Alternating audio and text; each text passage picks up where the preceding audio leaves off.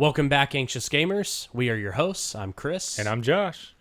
We got another great episode for you guys this week. We're going to kick things off with some gaming news, the games we are currently playing this week, and then our main topic, which I've been looking forward to all week, our top Zelda games, with some honorable mentions, of course. So let's kick things off with some gaming news, and the big topic this week, E3 is officially canceled.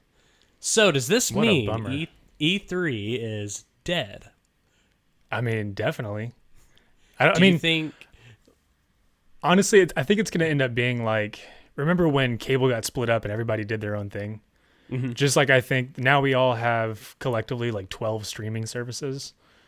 I think the same thing's going to end up happening to award shows. At some point, whether it takes 5 years, 10 years, 15 years, I think it'll all come back together as like E3 2.0. So I think at some point, yes. But for now, it's in a coma at least.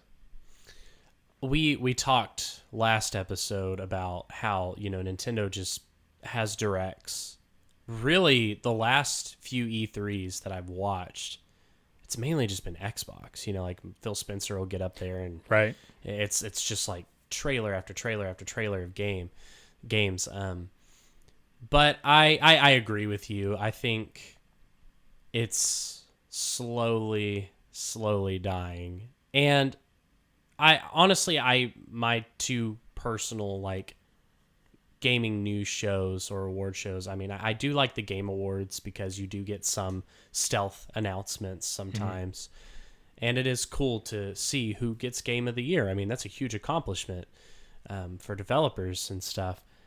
And Nintendo Directs, obviously. Every time there's a Direct, it feels like Christmas. I'm like, oh my God, what are we going to get next? Right. It's always exciting. And PlayStation. So I feel like companies, to a lot of game developers and companies, this is kind of a benefit because they can kind of go their own way now. Hey, we're going to do our own events, right, and get our fan base excited about things. So I think if they could find a way to make E3 kind of more Comic-Con-esque or something like that, where it's smaller and anybody can go and watch and be a part of these pop-up booths and play these games. But it needs a lot of work, in my opinion. Is that kind of I guess it would be a little bit like ECS or something? Yeah. Where, yeah. I guess that's what it used to be. But yeah, keeping it to the press only, I think if they had opened it up maybe a little bit more, turned it into... Because, it really was less of a trade event, and it was turning more into a show anyways. So just, do it at maybe a concert venue or something. I don't know. So tell us about this Last of Us PC port. This is something you've been bringing up. Yeah, quite a bit this week with me, so I need the deets. All right, I've been having fun. You've got to watch some YouTube clips of this. Okay. I don't know how this happened because every time Naughty Dog releases something, at least on the PlayStation, the ports. There's no bugs hardly. It's at launch, these games are pretty much ready to go, and at least the last few PC ports of any of the games from PlayStation have been pretty rough. But this one takes the cake. So was God of War and Horizon rough? I don't know about Horizon, and I think God of War just had maybe some optimization issues. They're not that bad. They do run kind of rough depending on your hardware. Yeah. But this one, even with solid, great hardware, it's stuttering. Hair is loading in as these weird blobby messes. There was this one glitch that I saw, Joel and... he's running down the street with his daughter, and half of the road. Do you remember the end of Interstellar when he's in the weird bookcase thing and it's all glowy and there's threads everywhere? Yes. It looked just like that. It was half of the street looked like this giant interstellar wormhole.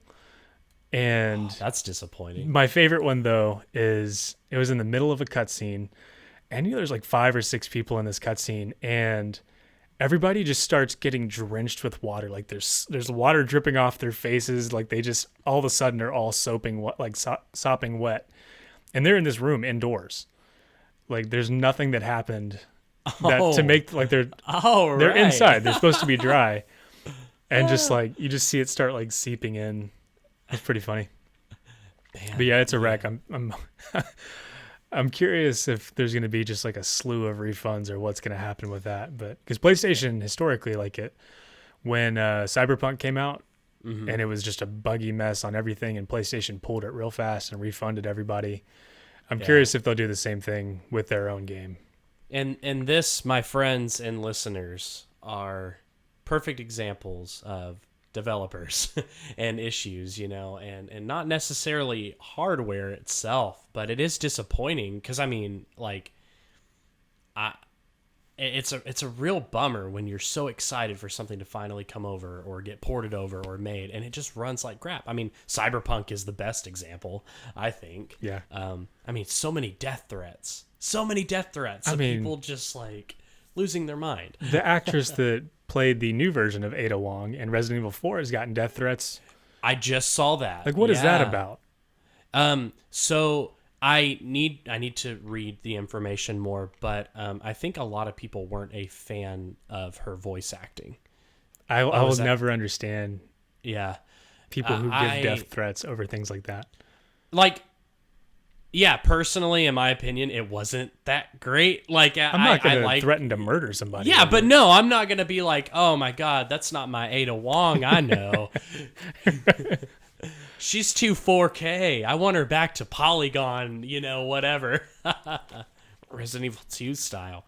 I don't know. But, yeah, I think, do you feel like maybe, and this may be a dumb question, the developers were rushed into getting it on PC? Because it just doesn't make sense. Like, I don't get it. Like, we've had so many other great PC games come out. And yes, there are some issues. And the other thing, too, you're right.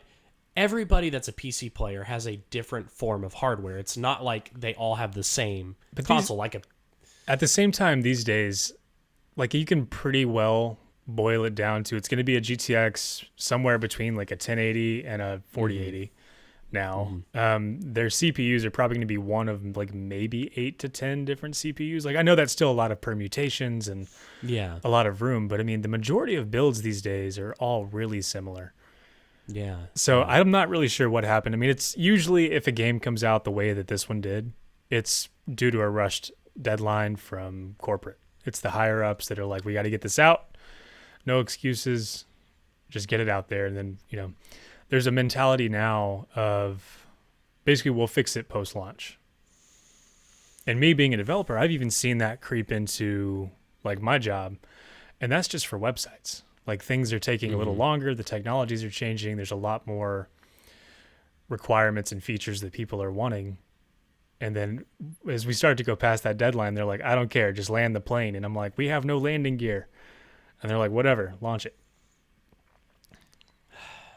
I get it in a sense, but at the end of the day, it's so stressful and chaotic. And because, I mean, you've really taken the time with editing the videos. And, we had a lot of, for our listeners, we had a lot of demoing and scratching out and hashing out things before we posted this stuff. And it's going to get better the further we go, but we take our time with this. Right. Like, we didn't just throw something together. And we set goals. We're like, okay, this day we're going to record, we're going to do this, and then we're going to have it out by this day. But we're not in any way, shape, or form rushed or pushed, and that's why I think it turns out great. Just like my audio recordings and compositions of songs, some songs I write overnight, but nobody's poking me like, hey, like a record label, like, you need to get this out and it needs to sell, or whatever. So all right, well, we hear you, enough developers. of that. I feel for you. Yeah, I know this isn't your fault. Pokémon Stadium is coming to Switch Online. Yes. April 12th. Josh, have you played Pokémon Stadium? Yeah. I played the heck out of that game. Did you play both of them? Yes, I had 1 and 2, and I was only all played over. 1. And you did all the transferring from your Game Boy and everything, right? I believe so. It's been years. Yeah, so I mean, that was how I used to level up all my Pokemon on. I think it was yellow, red, and blue, right? That you could transfer. Yes. Yeah. Yeah, I think it was the first set. It should be. Yeah, but I had the Connect cable and all of that. And yeah, I would constantly transfer them back and forth. And then I'd be mad at myself because you couldn't have it on both at the same time, if I remember right. And so you could accidentally leave it on your 64 and you'd like take your Game Boy to go play and it wouldn't be there. Wow. I'm going to have to fact check that because... Yeah, fact check that. And then I also saw that it's missing a key feature that I haven't looked into yet. So we will definitely talk about that or slap it into the video or description. But yeah, I played the first Pokemon Stadium. It was actually my very first Pokemon game I ever played. I got it for Christmas with my N64 when I was 6 years old. And I loved it. And that was where I learned how to battle. I was like, oh, if I use this Pokemon against that one and the different types and everything. And then years down the road, my brother-in-law let me play Pokemon Yellow for the first time, and I instantly fell in love. Yeah. So me having Yellow and I think Red first, I had those two. Yeah, that was the selling point of Pokemon Stadium, was that I could transfer my Pokemon into the N64 and then battle the ones that I had been training already. Yeah, that's so cool, man. I really love Nintendo for the innovation. That's one of those classic innovations right there. Yeah, that's a classic innovation. Yeah. Do you remember too, like Zelda 4 Swords Adventures, where you could hook your Game Boy Advance up? Yeah, I've got it. And right then back you could when you would go in the tunnels, you could play on your SP. That was so cool. Yeah. Yeah. Because that was the only way you could play multiplayer on that game was with the Game Boys. That's right. Yeah. Yeah, you had to have an Advance or an SP or. Yeah, I still have my SP and one Connect cable, but it doesn't help because I've been wanting to try multiplayer again on it, but I only have one Advance. Well, maybe, just maybe, somebody that you know that does this podcast with you will get a Game Boy Advance SP, because you're really inspiring me to get a Super Nintendo again. So it's a good choice. It is, yeah. All right, so let's move on to the games we are currently playing this week. So I've been down with the allergy crud. Me and Josh live in the beautiful state and land of Texas, where everything sucks. But when I am feeling like this, I want to turn to a JRPG. It's like reading a book by a fire in the mountains somewhere. So years and years and years ago, I was like junior high, my friend came over and I was super sick, and he brought his PS2 with Final Fantasy X. And I had just gotten a Super Nintendo with Final Fantasy II, which is like my favorite Final Fantasy game, which is technically Final Fantasy IV as well. And we ended up playing, we finished Final Fantasy X because he was like pretty close to the end of the game. And then we hopped on Final Fantasy II. And that's kind of like where it started. I was like sick. My friend was over though. He was like helping me out, and we were playing JRPGs, and it was a great time. So fast forward to about 2 years ago, my buddy picked up Xenoblade Chronicles for the Switch, and that's what I'm currently playing due to this pollen allergy, COVID-filling sickness. Right. And but it's not COVID though, right? It's not COVID, thank God.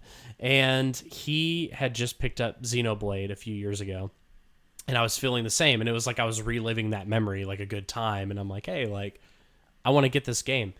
I love that game. It's a great story. It's for a JRPG. It's a story that you can actually kind of follow. It's not like Kingdom Hearts. Okay. It's not like super quirky and just out there and convoluted. Well, it is quirky. I'm sure there's some of that. Yeah, it is quirky and it is out there. And keep in mind the original Xenoblade was on the Wii, so like it has its moments, but It's a really, really good game. I like it. I love the combat, the music, gameplay, story, mechanics, all of that. Nice. And the side quests. There's actually like an assist mode now where anytime you get a side quest, it automatically leaves a trail and tells you where it is. Now, sometimes it's like, where do I, like, go fight this enemy, get the supplies, or go get these materials. You have to still kind of search for it, but it is nice being like, okay, this is a big open world game. but I know which direction to go. So that's kind of the relaxing, and the landscapes are beautiful, man. Like it's a really, really good version Like on the Switch. the landscapes, is that somewhere between like Final Fantasy 15 and I'm trying to think of a really terrible landscape. You live on these Sonic Titans, so it's like you're Frontiers. on these Sonic Frontiers. Hey, I like Sonic Frontiers. Oh, the but game's fine. Those landscapes were terrible though. Yeah, it was rough. So I am a newcomer to Xenoblade, but you are on Titans, or that's Okay. kind of the premise. You like live. That's like your colony is on these massive Titans. Interesting. So it is like Xenoblade 1. It's like a lot of grasslands, fields. From what I've played so far, but there are like some like sci-fi elements, like going into a bunker or a ship or something. But it's really cool. Nice. It's fun. So that's Okay. Well, I've noted that down. I'll put that on my list. I haven't played that one. Yeah, no, check it out. And the combat system is like Final Fantasy 12. 12? So Zodiac Age? that one Is was that that one was more active, wasn't it? That one was the where you could move around and you like chose your action commands. Right. Yes. So, and I think if I'm not mistaken, Zodiac Age inspired Interesting. Monolith Studios. Monolith. Let me should be Monolith Studios. But yeah, no, I really, really enjoy that game. Also, too, Monolith Studios. No, not Monolith. You're going to have to cut all of this out. All right, we're going to have to back up. Hang on. Because this is really important, actually. Who developed it? This is very confusing. Monolith Soft is the developer. Monolith Studios did like Shadow of War and stuff. Okay. All right. So the developer, Monolith Soft, did a fantastic job with this game, and they also helped with Breath of the Wild with the level design and the open Interesting. world aspects. So, yeah, Huh. give that game a shot. Yeah, I think I will. I've been looking for something to do on the Switch because mainly it's just been getting love from Mario Party, and Which is great. Yeah. And then we've been piddling around with some of the retro games, trying to keep my kids grounded with some difficulty. Are you going to do another Breath of the Wild playthrough? I don't think so. I did it not too long ago, and I didn't play through the whole thing, but I played enough of it that it's still fresh enough that I don't want to start a new game. Yeah. But it's been long enough that I forgot what I was doing. I think I'm going to do a quick speed run, like get enough, like do enough shrines, get the Master Sword, knock out the Divine Beast, fight Ganon again. Like just like a quick one to kind of recap in case they throw stuff into whatever Tears of the Kingdom. But what have you been playing this week? I finally played Resident Evil 4 Remake. Ah, yeah, you had your bro weekend, Yeah, right? my bro day. Because my wife and sister-in-law went to Tay. They saw her. Yes. They saw their Taylor Swift.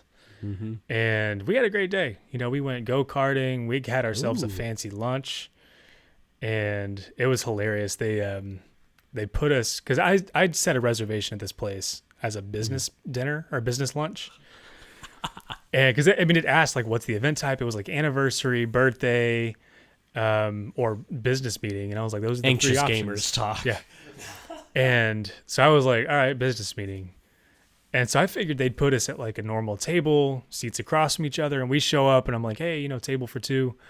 And they lead us back and they pick up the little reserve sign off the table. And it's a bench seat. And it's slightly curved and it's full of throw pillows. And so like we're sitting on the same side of the table. And he looks over at me and he goes, I feel like we're eating in bed. And that's exactly what it felt like. Like we're just like all lounged back and like we're hugging some pillows and This sounds eating awesome. pancakes. Yeah. Yeah. Eating pancakes. Yeah. But we had a good time. And then we went to, we did a couple other things and we got back to his house, ordered some Domino's, Ooh. Opened up Classy. RE4, got that installed. So did you play it on PS5? Yes, yeah, we did PS5. Okay. So you got all the cool controller. Yeah. The feedback was what I noticed the most, though. Like how did the feedback feel with like the stealth, like killing, like sneaking up on the Ganados and knifing them? I mean, there's some really good feedback in that right trigger, but most of it that I really noticed was the vibration in the controller, because it has that like that high frequency vibration it can do, where it almost makes sounds. But the other cool parts, and I probably did this on PS4, but anything coming through the radio or other small sounds all came from the controller. Yeah. That was in the demo, like when he would reload, right, or like certain inventory things, it would come through that speaker. What do you think of it? Oh, I love it. So it helped that, like I said before, like I need a buddy to play through it. But yeah, we got through chapter 7. Wow. Okay. Yeah. Yeah. So I guess that's maybe about a third of the way through. We finished the first area. Okay. Cool. Did you make it to the castle, I assume? So we just beat tall, creepy priest guy. Okay. Yeah. You're getting close then. Yeah. Yeah. Cool. But by the point that we're at now, I got plenty of guns, plenty of ammo, can craft flash grenades for the big creepy head bursty things. So I'm getting to that point now where I feel powerful enough that I'm not quite as creeped out by it. Well, you'll lose all that. not spoilers. That's nice to know. Well, it depends. I mean, the game is so around like what you upgrade, what you get, ammo and stuff. Right. But it's Resident Evil. There will be a moment where absolutely. you lose your ammo and you're like, oh my God, I need some shotgun shells to do this. I beat it last week. Nice. And I really enjoyed it. It was worth it. And I want to start a second playthrough. Already? Yeah, but I think I'm going to wait because I want to get through some other games. And there are some potential future updates coming. Like they are bringing, I should have thrown this in the news segment. They are bringing Mercenaries mode. Oh, nice. I believe this week or next week. We'll double check on the date. But it's coming soon. And there was a leak that they will bring like the Project Ada or whatever stuff over. So I think I'm going to wait just because I just recently finished the original. Right. I played the remake and yeah, but it was good. The ending of the game I feel like felt a lot more like the original. Like with some of the things that they kept, but it was good. It was a good playthrough. So now that you've finished that one, like how do you compare it to the original? Like I said a few episodes ago, and I swear this will be the last episode I talk about Resident Evil 4, but it's just one of my favorite games. Kind of, I stand by what I said. Like, I really think that this version is a good remake, and it's a phenomenal game, and it's really cool that Capcom kept a lot of the original elements, but they perfected them. I think if you want that more modern survival horror experience, but you never got to like experience the OG Resident Evil 4, go for it. And OG fans, go for it. Like these remakes are really, really good. I mean, the Resident Evil 2 remake, phenomenal. 3, questionable, but I enjoyed it. I still prefer the original RE4 just because nostalgia. Nostalgia. I know that game like the back of my hand. And there were some things that they cut from the original that I did actually like.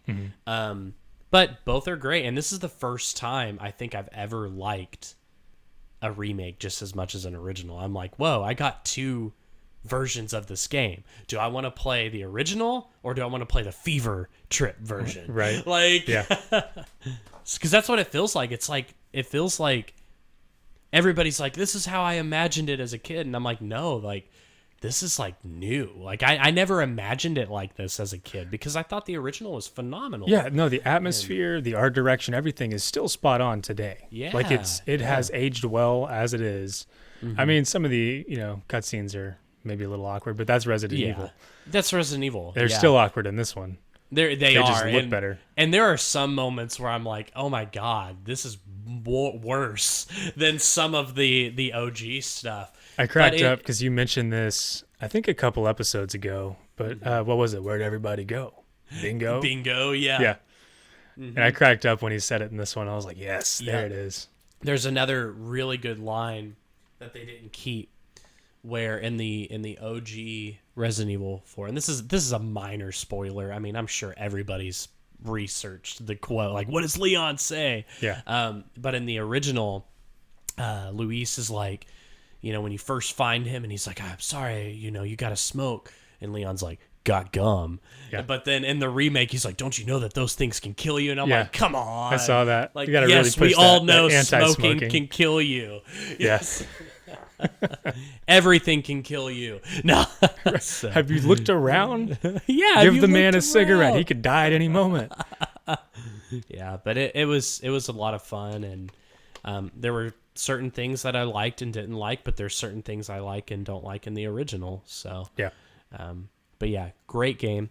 So that was the one of the games that I played. I finished that. The last game I've been playing this week is Animal Crossing. I hopped back on for the first time. How many weeds did you have in your town? I hopped on for the first time in a year and 3 months. Oh wow! Was everybody mad at you, full of weeds? I only had 5 weeds. Maybe they calmed it down, because I remember you were gone for a month in the GameCube version or the Wii version, and your town was full. I only had 5 weeds, and I had some roaches in my house, so I squashed them. Disgusting. I know. I'm a failure. But I hopped on there, and me and Jess have been playing again because I didn't do like any of the updates, like the home stuff now. Yep. But it's really good. I mean, I just love that game. Honestly, yeah, and this is my first Animal Crossing experience, by the way. Interesting. New Horizons. I mean, I've known about it. Jess has played all of them, right? And I used to watch her play them, but this is like the first one I sunk my teeth into. I think I probably should play it again, because I was like, I went crazy with it. Well, yeah, when it came out during COVID, yeah, like it was like every single night, sometimes all day, basically just like hanging out in bed. I think because when that came out, I don't believe either my youngest had just been born or wasn't born yet. When did that come out? Do you remember? What month was that? 20. It was April, I think, of 20. April. Okay. Yeah. 19 or 2020? No, 2020. It was 2020. Yeah. Yeah. There was about a month there where my wife was still pregnant. It was it March because Jessica's birthday, we got it for her. Nice. So, okay. Yeah. And yeah, there was a month or two before my wife had our second that, I mean, she was on bed rest practically. And so we would just like chill, and I played the mess out of that game. And then probably for about 3 or 4 months, and I have not touched it since. But there is some charm from that missing from the originals. Like in the original GameCube one, you could collect, I think it was like 10 or 15 NES games, and they were playable. Oh, wow. And you could put them in your house, and I had the whole collection. They were super difficult to get. That's so cool. And I mean, it was Zelda, Mario, Excite Bike, like all the classics, Donkey Kong. It was really neat. And all the gyroids, which there's hints to that here and there, but you could like make a whole band in your basement. And the village was limited in like structures enough that basically you could get all the pieces and reconstruct your town with all these little model pieces. Wow. But there was just a lot more little quirky things like that, collectibles almost. I definitely want to go back to the original if they do like GameCube games on Switch Online. They have to at some point. And it would be really cool if they kept like collecting the NES stuff and all that, and then you could. I hope they would. I don't know. That's kind of iffy. Because then that's 15 or so games that they wouldn't. You can get. Well, I guess if it's coming out with GameCube on NSO, you're already paying for NSO. And I then can it's just guarantee NSO you Inception. GameCube is going to be a part of the expansion pack because they threw Game Boy Advance on the expansion pack in N64. So you have to pay that extra money to. Yeah, that's going to be another $5 or whatever. Yeah, so I'm ready for the main topic. This is super exciting. we're both. I can talk about this all day long. Yeah, I could talk about this all day long. This is going to be a 7-hour episode. Yeah, this is going to be a good one. We are going to discuss our favorite Zelda games, and I have a few honorable mentions. I'm sure you do too, which is probably like, here's our top 5. Here are the rest of the games. So let's jump into it. So I'm very excited to hear your. Are you going to start with your favorite game, or are you going to like start with your least? I'm going to start with my favorite and go down the line. But Okay.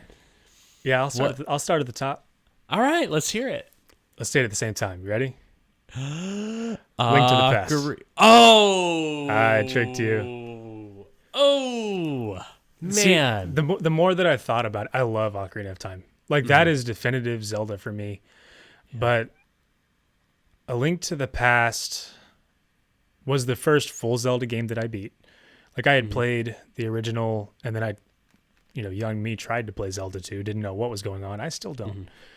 But A Link to the Past was the first full Zelda game that I played all the way through with my family. My dad loved it. My sister loved it. Even my mom would play that one. And I don't know, there's just something about it. I still play that once or twice a year. Oh, yeah. I'll usually throw it on my phone, or I'll even fire up the Super Nintendo now that I've got it out. But I played through that one pretty often, and just the dungeon design of it, the soundtrack to it, as you can tell by the outro song. The outro, yeah. Of this podcast. Like, when I just think of if I was going to cover a game song, it jumped to the Dark World immediately. I just love everything about it. It's just, that's my relaxing game. Like, if I don't know what else to play, I'll fire that one up. So that's my top, surprisingly. Okay, that's your top. All right. Well, I do love me some A Link to the Past. We can cut this. I need to grab something. I have a show and tell for the for the YouTube listeners. Ow. Okay, hold on. Now I'm going to leave it in and just put intermission music right here.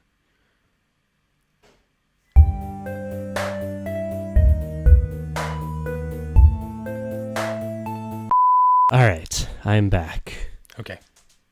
So, A Link to the Past. I'm going to jump to... I have something for that. I'll show at the end. I'm going to jump to my favorite Zelda game, and that is Ocarina of Time. And this is how much I played Ocarina of Time. Whoa. So this is my original copy. Now, to be fair, some of it was already messed up. So, like, for those of you that are listening, you can't see it, but I'm holding my original N64 copy of Ocarina of Time that I got years ago. The whole label is just corroded, and you can see like where GameStop had the used sticker on it. Yeah. My favorite Zelda game, like you, this is the first one I ever beat. This was the game that got me into gaming and just everything, music, gameplay, story. I mean, it had a great story. And the fact that it didn't hold your hand, like you had to really explore every nook and cranny in this game. Yeah. And I just love it so much. I still, sometimes I'll play it on my N64. I primarily play it either on the 3DS with the remake, which it's basically the same game with whatever better graphics. 3D. Can you still see what the price is on there that you paid for it? No, but I have a funny story about that actually. So I grew up in Lindell, Texas, way East Texas. We didn't have a Walmart when I was a kid. We didn't have a GameStop. You would have to drive 30 to 40 minutes into town to go get what you need. Town, yeah. Which Tyler, Texas is the closest town. So, it had a few Walmarts and GameStops. Well, I begged my mom for this game because I discovered it at a movie rental place in my hometown called Movie Palace. Oh, you had a Movie Palace. I had a movie gallery. We had a movie gallery and it shut down, and then they opened a Movie Palace, which was video game, movie rentals, and tanning. They had tanning that sounds beds. Right. I don't know if that's. I'm curious if that's a Texas thing. If you're listening and you had also a combo movie rental, game rental, and tanning bed place, let us know. Yes, because I'm really curious if that's like a nationwide. Because there's nothing like looking at video games as a kid and smelling somebody burning in the back of a store.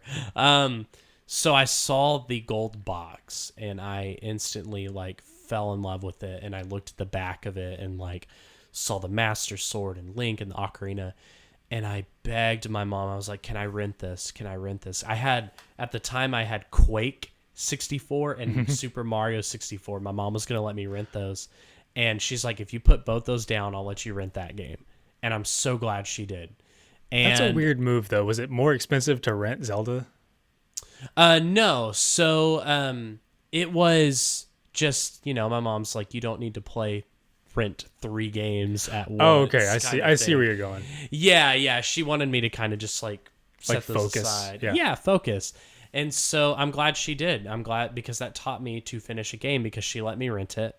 And it was 4th of July weekend. And I was out of school, and it was during the summer. So it's my favorite summer game to play. Right. And here's, 6-year-old me playing Ocarina of Time. And then I had to take it back, and I was sad, but I was so happy. My mom was like, "Okay, you can get that game, but that's it," kind of thing. Because it did teach me, like, okay, I need to just stick with the games that I buy or play or rent. And a few weeks later, it was my birthday, and I opened it, and she got me a copy. And this was the last copy in all of Tyler, Texas. Oh my And it was gosh. literally at one GameStop at the very back of the shelf because the label was torn at the top. And the guy was you got like, the ugly duckling. Yeah, he's like, this is not going to be collectible. This is not this. And my mom's like, "Look, he doesn't care." Yeah. And I still have it. It's so cool. And my mom's like, she's like, "I'm sorry, it's like destroyed," which, you can order the label stickers or whatever. And I'm like, Yeah. "I don't care." Like, I the mean, game that sat one- in, it's That sat one's in yours. my, It's unique to you. it is. It sat in my N64 for a year. I 100%ed it. And my friends at school and on the school bus would let me borrow their cartridges to beat the water temple for them. And I didn't do anything with the Yeah. strategy guide. Same with Majora's Mask. So that's my favorite Zelda game. And I still have, and I believe you have this, I still have my Link toy here. Yeah. The Ocarina of Time I have a one. few of those. Is that the one that came in the 3 set? No, this is the one that came with Epona. And Yeah, he had a horse, and Yeah. he has the arm action, doesn't he? Yeah, he has the arm action, yeah, which yeah. I think is broken because my daughter chewed on him. So, Nice. it's all good. You know. Yeah, I've got I have a few things over here. But that brings me to my second, which is Ocarina Yes. of Time, for a lot of the same reasons as you. That was, I was a little older. I was 8 when I played that one. And like I had seen the signs for it, like I had told my parents that I wanted it. And it was just some random Saturday. I had this kind of mid-size CRT, bigger than this one. But it was on a wheeled cart thing in my room. And I had the 64 sitting on top of it and all that. And I just woke up. It was a random Saturday morning. And I think shortly after it had come out, and the TV had been wheeled over next to my bed. So I woke up and I'm like, "What's the TV doing here?" And I look up, and this, this wrapped box of Ocarina of Time is just And sitting it's up such there. a good looking box. Like, is. like And still it was the art. shiny gold one.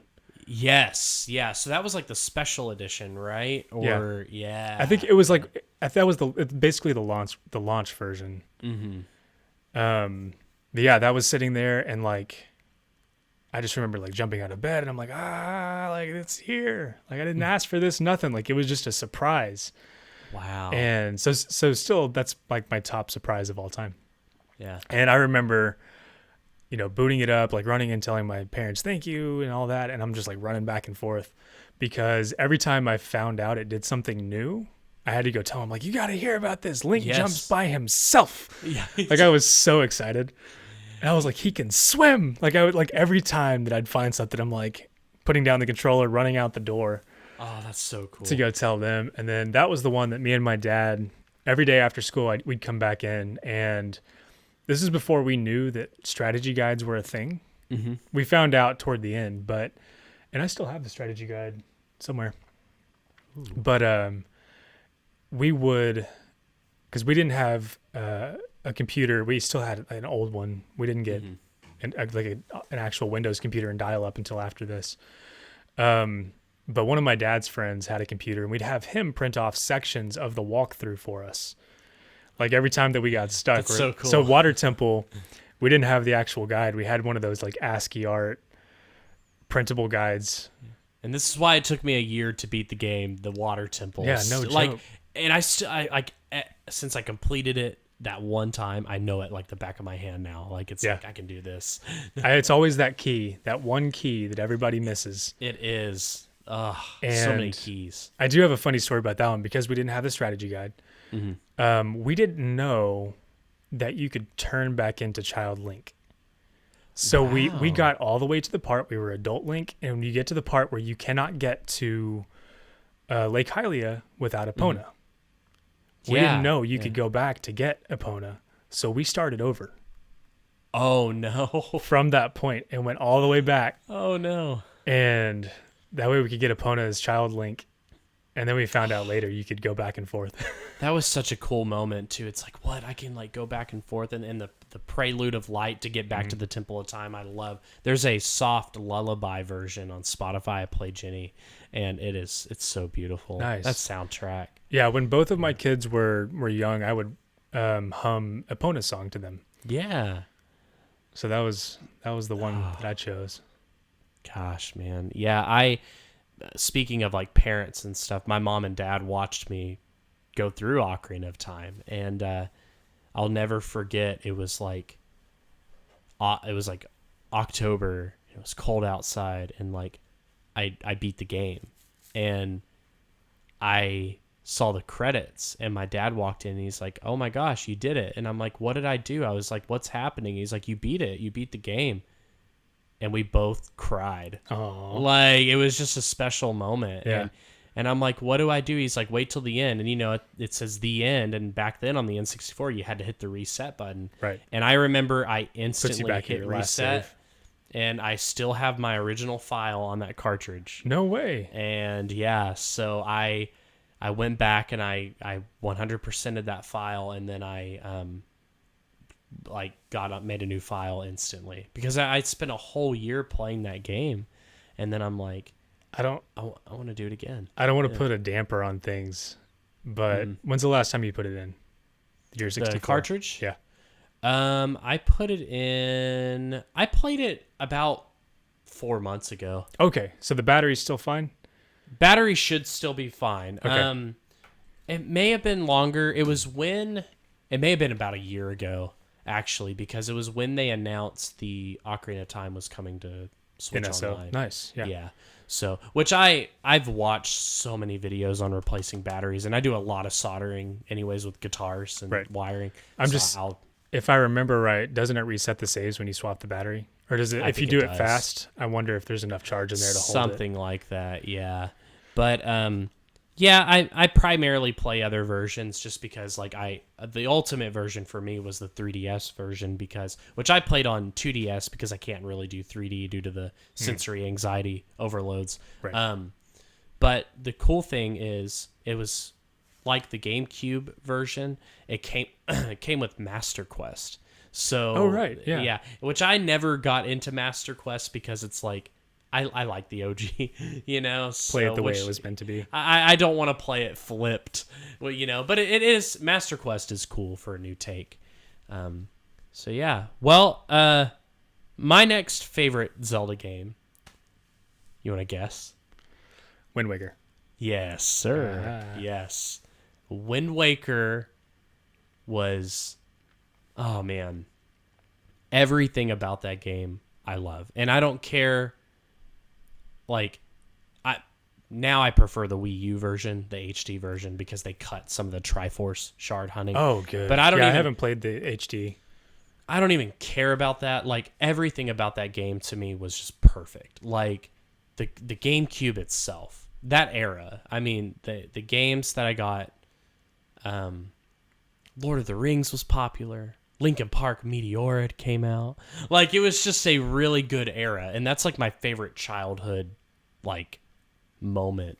Did you pre-order Wind Waker?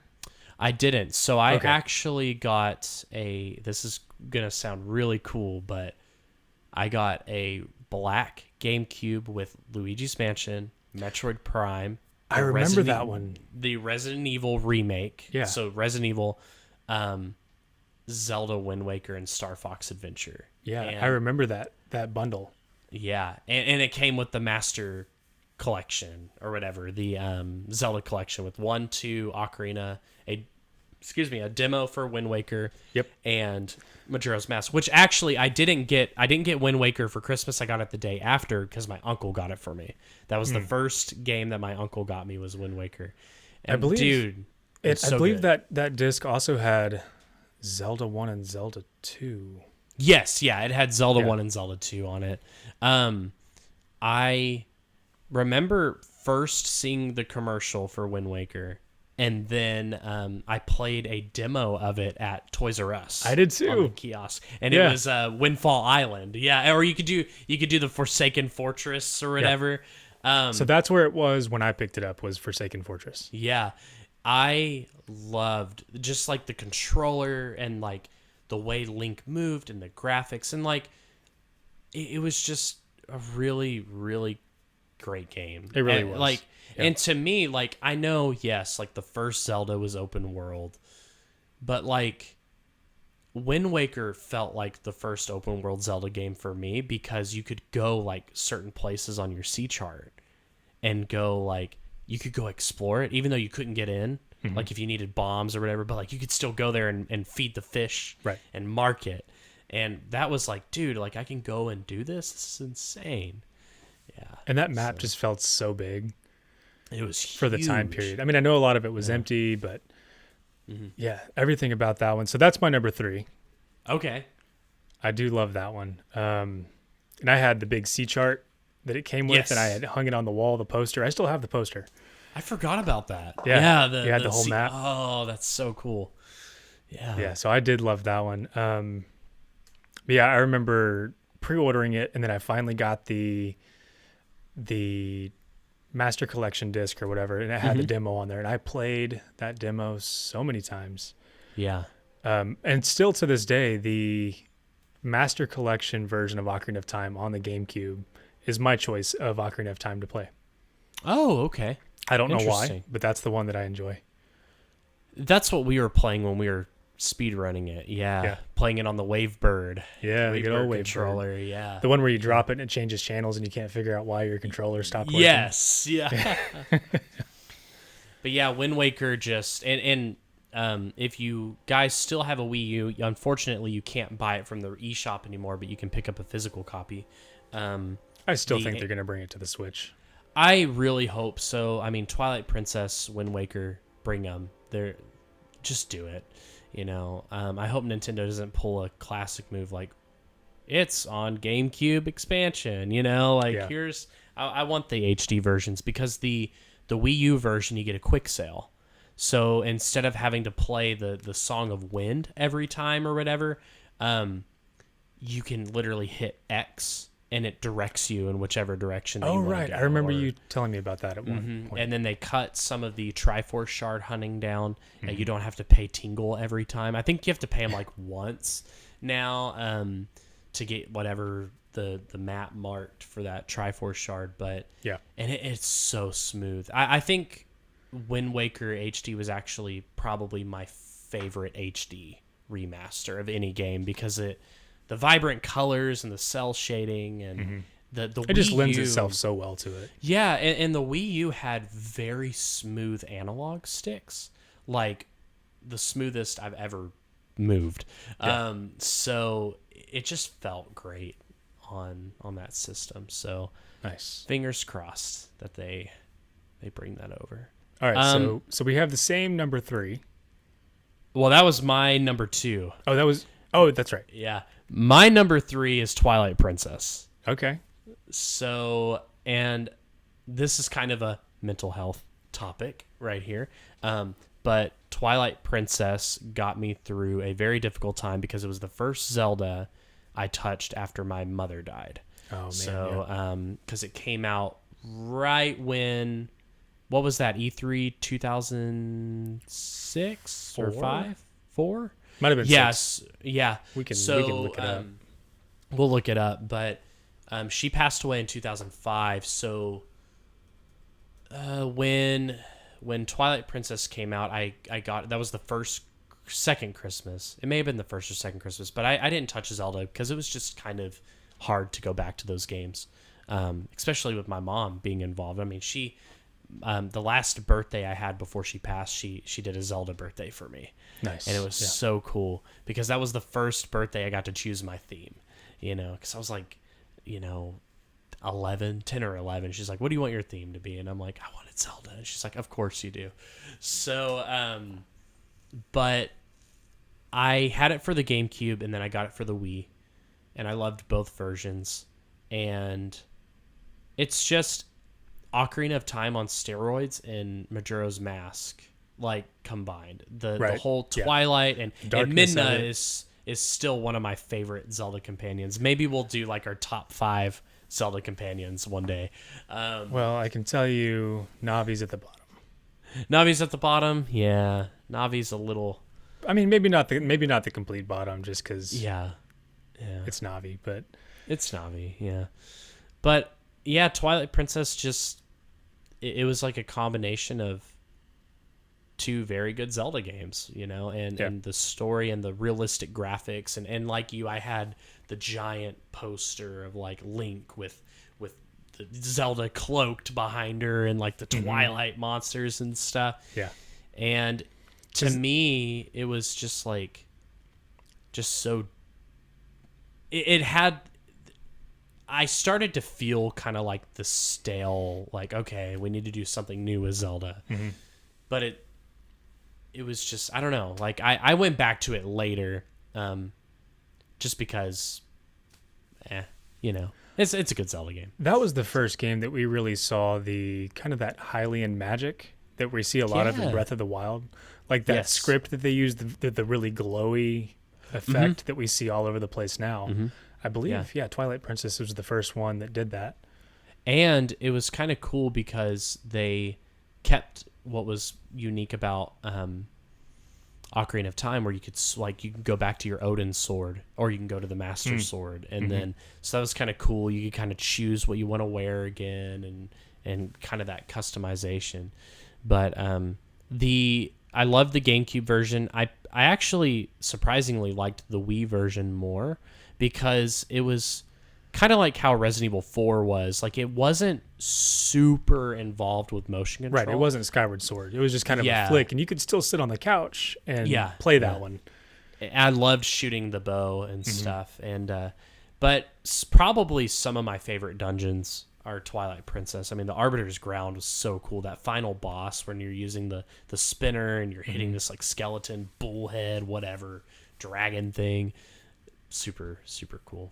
So, nice. All right, what's your next Zelda game? All right, number 4 is Link's Awakening. Oh, so I almost put that in my top 5. I played that one on the OG Game Boy, Fat Boy.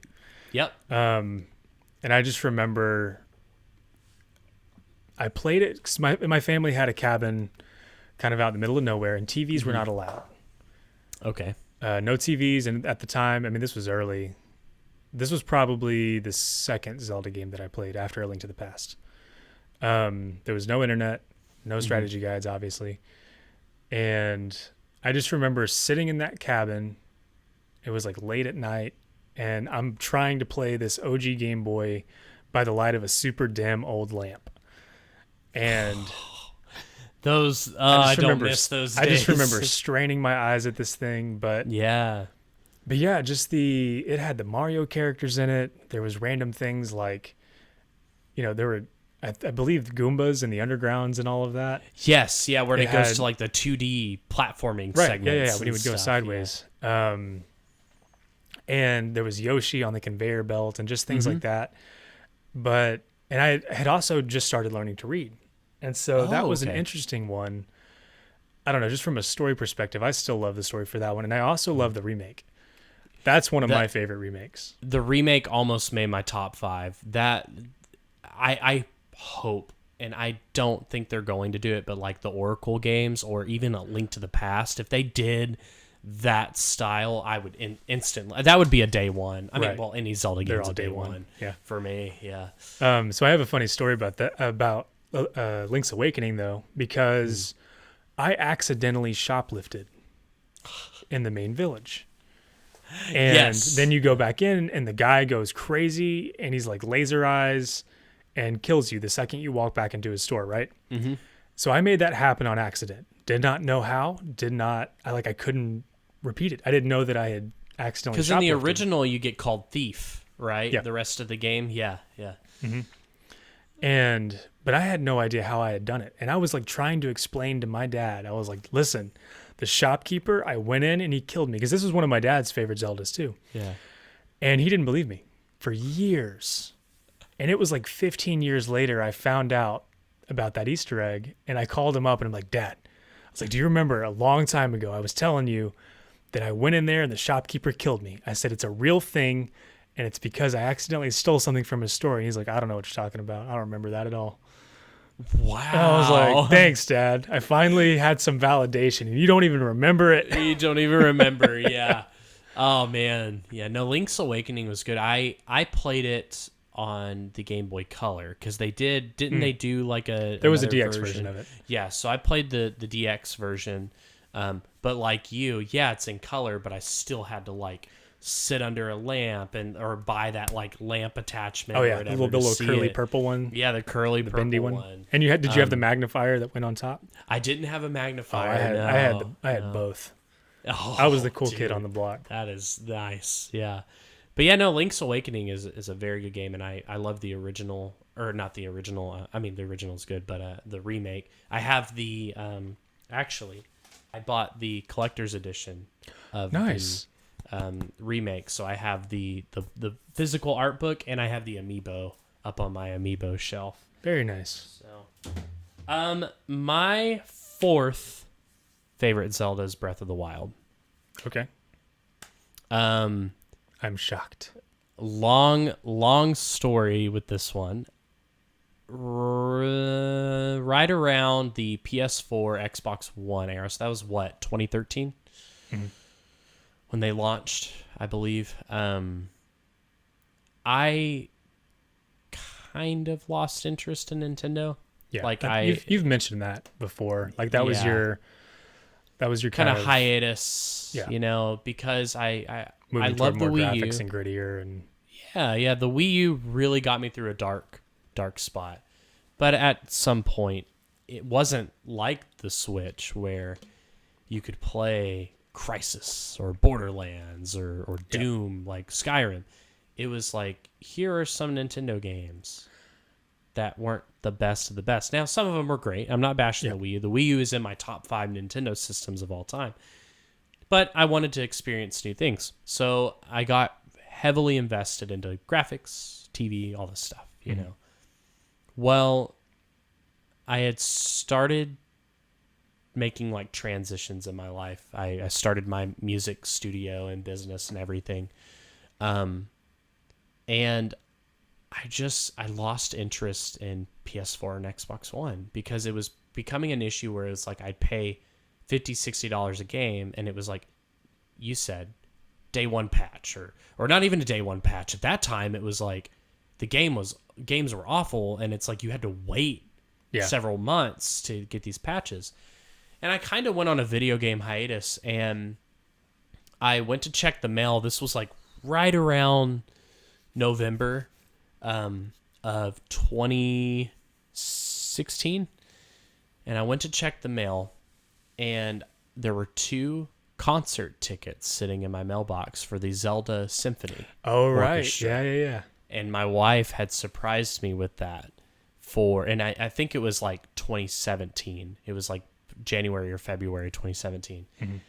And instantly I'm like, okay, like I still love Zelda, but I hadn't touched a Zelda game in a while because I was kind of like boycotting Nintendo a bit. And she was like, well, like you should like look at what Nintendo's doing and all this stuff. And then around that time they dropped the gameplay for Breath of the Wild, and I was like, okay, I like where they're going, but I want to see more.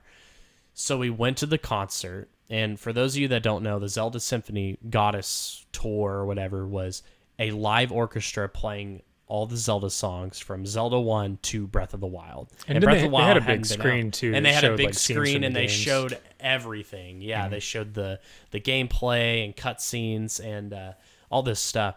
And it wrecked me. Like, I loved it. And I saw kids there that were like getting excited, like with Twilight Princess or like A Link Between Worlds, like newer Zelda games, because those were the games they started with, you know? And I loved it. So I went and bought a 2DS, like the Wedge one, for $80, and I played Ocarina, Majora's. I bought Link's Awakening on there on the Virtual Console. I just went back and played all the games. And Breath of the Wild came out, and I saw the review scores, because I was debating on getting it. But everybody was like, okay, this is like a game that you have to play whether you're a Zelda fan or not. Right. So I bought it for the Wii U because I was skeptical on getting a Switch. And I remember putting the disc in. It had like a 2-minute update and just playing it for the first time and getting out of the Shrine of Resurrection. It was everything that I wanted in a game. Yeah. And keep in mind, I wasn't really into open world games. I never liked Elder Scrolls. I never liked, these huge open world games. But it's crazy that the game that got me into gaming also got me into open world games, which was Breath of the Wild. And it got me back into gaming again. So, it was a very good open world, though. There was a lot to do, see plenty of like interesting looking places to explore. Yeah, and it got me into gaming again. I played it. I completed it on the Wii U. I put like 200 hours on the Wii U. And then that was about 3 months into the Switch life cycle. Then they were like, the Switch is getting Skyrim and Doom and Final Fantasy and all this stuff. And I was like, okay, I want to Switch now. So then I put more hours into the Switch version. Nice. But yeah, that's my fourth favorite Zelda. Yeah. Well, my fifth and final is Oracle of Seasons. Really? Yeah. Yeah. So my parents let me buy both at the same time, which is really weird. I'm not really positive why they let me do that. I got Oracle of Ages. My brother's birthday is July 18th. I'm July 19th. We're 3 years apart. Nice. I got Oracle of Ages and he got Oracle of Seasons. We would trade both of them. So out of the two, Ages, I assume, is your favorite? I like them both. Okay. Honestly, the same. They're both so unique. Yeah. Seasons is the one that I ended up playing first, and that's still my favorite of the two. Yeah. But very similar. I just love the Game Boy dungeon designs. Mm-hmm. Those are still some of my all-time favorite. Just like that is because it was similar enough to like A Link to the Past. Yeah. But they still had their own Game Boy specific quirks, like the mini bosses in between, where you would get the little warp that took you back. I love the mine cart like parts in the dungeons too, like where you have to hit the switches, and that was so cool. Yeah, there was just I don't know something about swapping the seasons and that global puzzle element that it added, where like you had to. Because actually, my favorite part of that game was that weird underworld thing with all the little cloaked guys. Yes. And the game had good cutscenes too, like the Link riding on the horse, you know, like at the beginning, and it had like it was just different, really good. Capcom helped with those, correct? Yes. Yeah, those were Capcom. Yeah. So that's my number 5, and okay. I could keep going, but we're getting pretty close to time here. My number 5 is all the other Zelda games. No, I would say it was really hard to pick a number 5 because with Ocarina, Wind Waker, Twilight, and Breath of the Wild, I feel like there are no flaws for me. Mm-hmm. Like, I feel like I could pick any of those up and go. But, like, all the other Zelda games have some quirk that I just don't like, and it's hard to go back to. Yeah. So I almost actually put Tears of the Kingdom as number 5, even though it's not out yet, just because everything I've seen I loved. Yeah, you can't do that. That's cheating. I can't do that. I would say probably, and this is probably going to change here and there. I would say A Link to the Past would probably be in my top, my 5th pick. Okay. And the reason why is I always go back to that game, and that game made me discover a Super Nintendo. So I actually played the Game Boy Advance version first that had 4 swords with it. Yeah. And then a few years later, I bought it on the Wii Virtual Console, and I was like, "Oh, Super Nintendo!" Yeah, that was the first game that I bought on the Wii. Yeah, like DC. And I was like, "Man, I really want to get a Super Nintendo because like I never had one growing up." And so that year when I bought it on the Wii, I believe that was like 07 or 08. I went to my grandparents' house, and my aunt. We would do like weekly dinners. And it was like right around November. She's like, what are you wanting for Christmas this year? And I was like, I want a Super Nintendo. And she started laughing. And I was like, why are you laughing at me? She's like, that's like my era of gaming and all this stuff. And she's like, what, you want Zelda, Link to the Past, and Donkey Kong and Mario? I'm like, yeah. I was like, I'd love to have a Super Nintendo. And she's like, well, do you want a gift early? And I was like, what are you talking about? And she's like, go into your grandma's bedroom over there. And I went in there, and she had her original Super Nintendo with Super Mario World hooked up to the TV, and she let me borrow it till I could get my own. And I bought A Link to the Past on cartridge. And I love the Game Boy Advance version because they added like the Ocarina of Time. Like you could hear him going like, hut, hut, hut, like and stuff. But playing it, like you said, on a Super Nintendo, is that what you have in your Super Nintendo right now? Yeah. Okay, cool. Yeah, I could see it on your video. Just it still feels good. And I actually bought the Nintendo Switch Online Super Nintendo controller for A Link to the Past on the online service or whatever, just because it feels great. And like I said a few minutes ago, I would love a remake of it, like with the Link's Awakening. Yeah, but they would still be 2 separate experiences. It'd be 2 separate experiences, and the OG still feels good. I mean, and it's the Zelda game that established the formula. Yeah. Get these 3 items, Master Sword, you know. Yeah, and having some quality of life updates wouldn't be bad. Like that. The start menu's not great. Yeah. Or like the item menu and everything. But it would be nice to be able to like quickly switch things. It would. Yeah, it would. But yeah, it would be a totally separate experience. I beat it. The first time I beat it was actually on the Super Nintendo Classic, the little reissue that they did.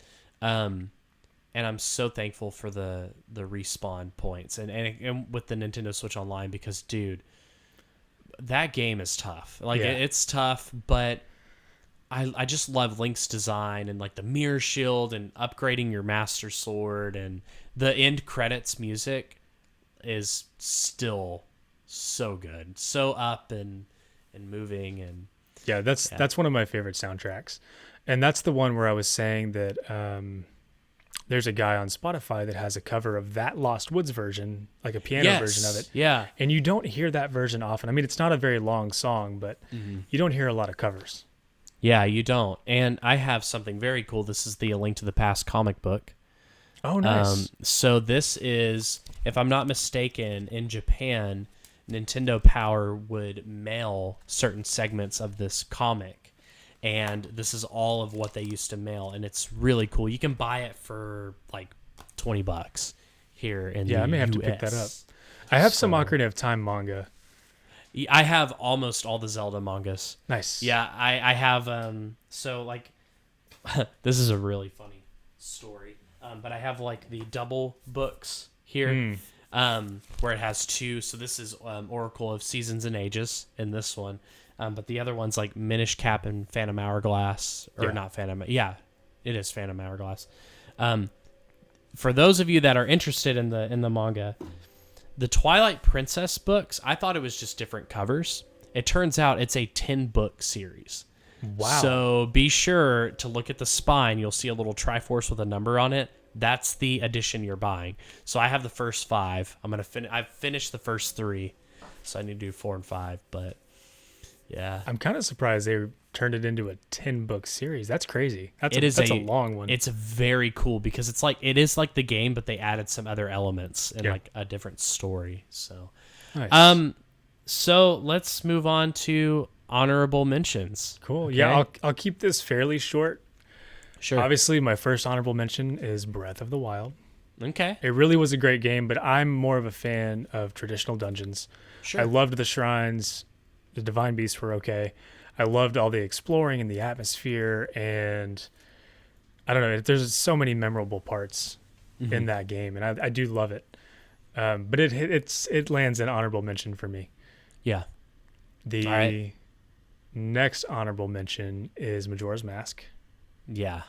I almost put it up higher, but I believe we talked about this at one point. It's hard to go back and play because it really is a tedious game. But the first time that you play that one, it's amazing. It was just so many weird new mechanics from the time to figuring out that you could play the Song of Time backwards to slow it down. I mean, that was just brilliant. That's such a cool little secret. And all the characters, the dark atmosphere of it. Like, I love that one. Yeah.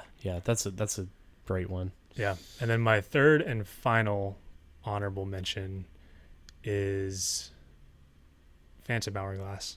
Oh, dude, Phantom Hourglass almost made my top 5.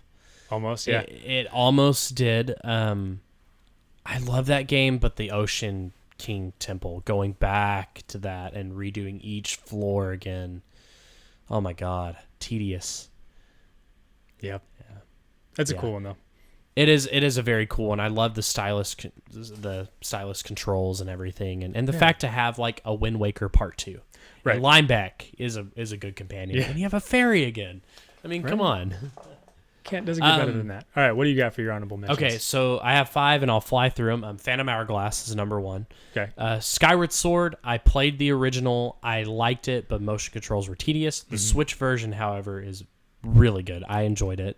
I had a harder time with the Switch version because of holding the shoulder button to move the camera. Yes, that's only if you play with a Pro Controller or handheld mode.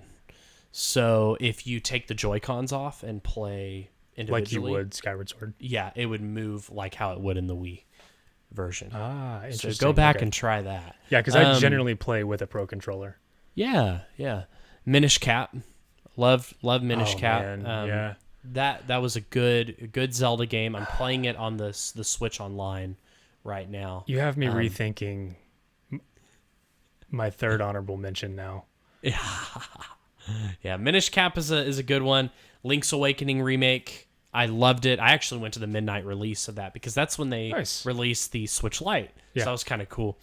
And then my final one, which I almost actually put in my top 5. It's the CDI Zelda, right? No, it's Majora's Mask. So, like you said, I love Majora's Mask because the music and just the style of the game and the darkness.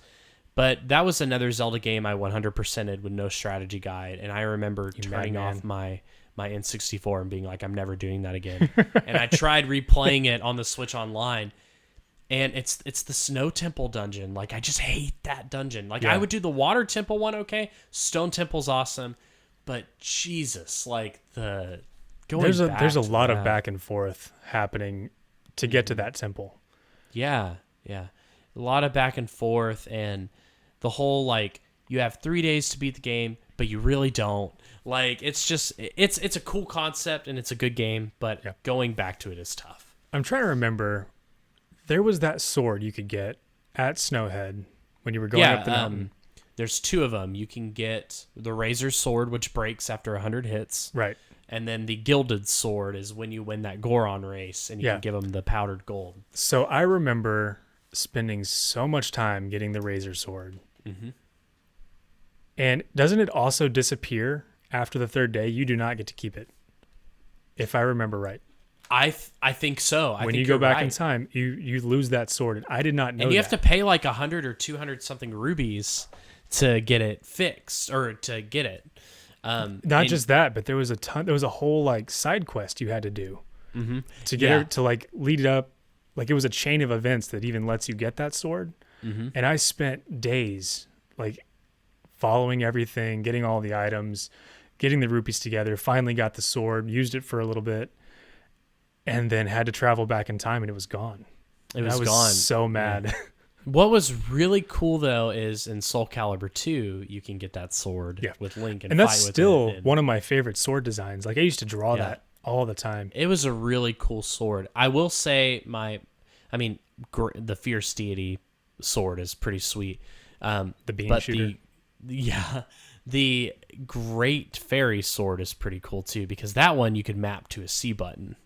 And that was really cool to like have the gilded sword and the Great Fairy sword. And then if you pop the Fierce Deity mask on, see, that's the thing. Like, I feel like Majora's Mask should be in my top 5. Like it's budding with a Link to the Past, but just going back, like that Snow Temple, just I hate it. Yeah, I hate it. But after the Snow Temple, I love the rest of the game. So, well, that wraps up this episode. Be sure to check us out every Thursday on YouTube, Spotify, Apple Podcasts, at Anxious Gamers. And remember, it is dangerous to go alone.